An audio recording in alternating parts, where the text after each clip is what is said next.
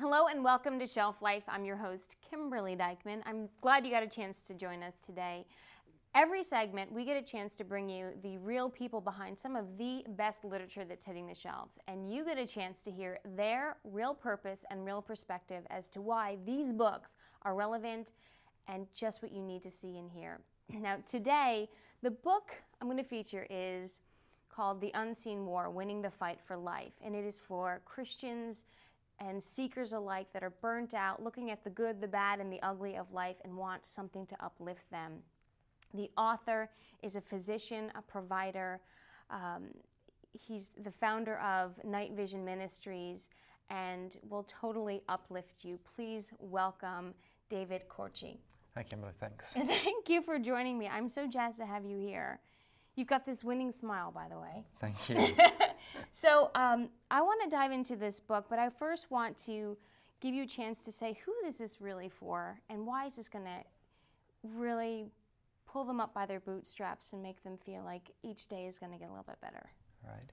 Yeah, I think most of us, if we're honest, realize that life's challenging. There's a lot of stuff coming at us all the time. And I think in the midst of that challenge, sometimes we get confused. We start wondering why, what's it all about? And so we're left with kind of either this resignation of just give up or this drive of just make it happen.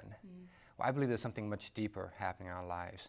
I believe there's an enemy that is determined to destroy us. And that enemy is one that's aggravating so much of what we're trying to do. So what the Unseen War is designed to do is to offer people an opportunity to look into that realm and figure out how do we fight that battle. Now, when you started writing this book, you've got an interesting story because you were knee-deep in a few of your own battles. So tell us about how this came about. Yeah. And that bathroom floor. The bathroom floor, yeah. About 2 years ago, I was pretty well burned out. And I'd had some significant issues happen in my life. I'd lost a son to cancer. And it had some ministries that had kind of collapsed around me that I'd been involved in, and then eventually my marriage almost split up. And so I'm laying in bed in October 2006, and I can't fall asleep. I've actually fallen asleep. I've woken up. It's 4 in the morning. And I tried the counting the sheep thing. That doesn't work. And finally, I decided to ask God, what do you have for me? Do you have something to say? And this sounds weird, I'm sure. It's totally crazy, but... Hey, I'm sure there's plenty of people that have thought, okay, something woke me up too, or somebody was talking to me. Yeah, and so I found myself getting out of bed, and I sat down on my bathroom floor with a notebook. And God laid out for me, I believe, 14 chapter topics for a book. It's almost as if now that we're aware of God in our lives, we're more aware of all the stuff that's going on around us. So essentially the first thing that you've really given folks with this book is some sort of vision and this discernment of, okay, this is what's going on. This is truly a battle. Am I right? Yeah, it is a battle. I think we need to, first of all, recognize that we have an enemy, that there is someone out there who hates us. One of my favorite movies is The Matrix. I think it's the gospel for our generation. And what I love about The Matrix is that we've got this picture of this man, Thomas Anderson, right? That he's this computer programmer, and he's kind of stuck in this geek world. And he thinks he's okay with it, but he's not really sure. But he understands that it consists of this solid stuff around him. And he meets Morpheus. And Morpheus explains to him there's much more than just what you see around you. And so he offers him an option. He says, you can take the blue pill, and you can go back to your dreamland and just assume everything's okay. Which isn't so lovely still. It's kind Which isn't so lovely. Anesthetic, right? Or you can take the red pill, and I can show you what's really happening. And I think that's what we as Christians get to do.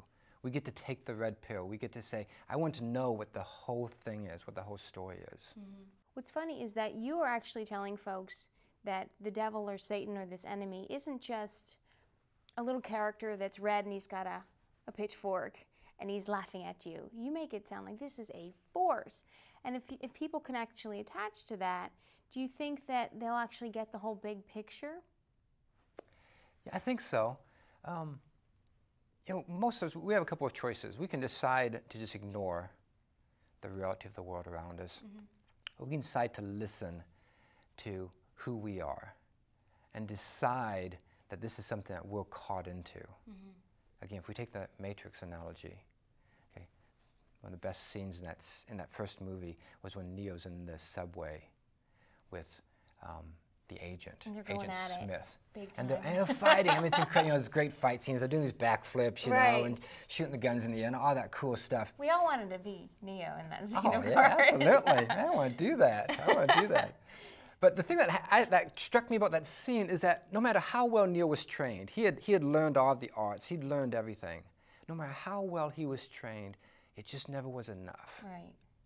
He just kept coming up against an enemy that was stronger than he was. And finally, we're at that last section where he's laying in front of that train coming at him. And the agent's sitting on top of him. And he says, "Do you hear that, Mr. Anderson?" He's talking about the train coming. He says, "That is a sound of inevitability." He says, "That is a sound of your future, of your death." And he's laying there and he's hearing that coming. And we've all heard that, right? I mean, that's our story. Right. Okay? It's inevitable. You will never succeed as a father, as a mother, or as a you're whatever. You're not good enough. You're not doing this. Right. You're just never going to succeed. And it's at that point that he quits being Thomas Anderson. He says those famous words. He says, "My name is Neil." He realized that there's something much more to him than just what he sees. There's something much deeper and much truer about him than that. And so he leaps out of the way, he wins the battle. There's still more battles to come, but he wins the battle. And that's what we as Christians get to do. We get to understand who we are in Christ. And we get to step out of the way of that train.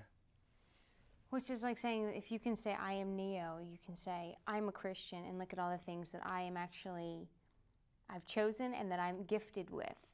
And you almost give people another vision, which is, if you see the battle and you know who you are as a Christian, these are the tools that you've been armed with. You go into detail as to how we can then say, "All right, I'm ready for this battle." Yeah, absolutely, Kimberly. I mean, I think about half of the unseen war talking about how do we fight this thing? What does that look like? Because it's important that we figure out what to do next. There's a lot of examples, and the one that stands out to me is just the issue of faith. We need faith to win. The Bible tells us that we need this shield of faith. Well, if you look at a shield is forged. It's forged of something strong and something that's real and something that's protective. It moves with the warrior into the hottest parts of the battle. And so Paul tells us that shield extinguishes the flaming arrows of the evil one. But the fact of the matter is that in order to have a strong shield, it has to be forged, which is to say that we need to be in the midst of the battle. Right. The faith doesn't come as someone else tells us we have faith. You can't tell me, "David, you need to have more faith." Okay? I can't read a book that says I need to have more faith. I need to be in the midst of that battle, using that shield of faith, taking a few arrows, getting a few scars on it, and realize that it's getting stronger. I think that's why James wrote, "Consider it all joy when you encounter trials of various kinds." It's not that it's fun. It's not that we're supposed to be, "Oh yeah, it's great, it's bad life." But it's confirmation. Yeah, it's my forging. faith is building more faith. Yeah, it's forging my shield. It's forging my faith. The book, The Unseen War, is a tool to get out there, but you've actually got a larger message that you do through Knight Vision Ministries.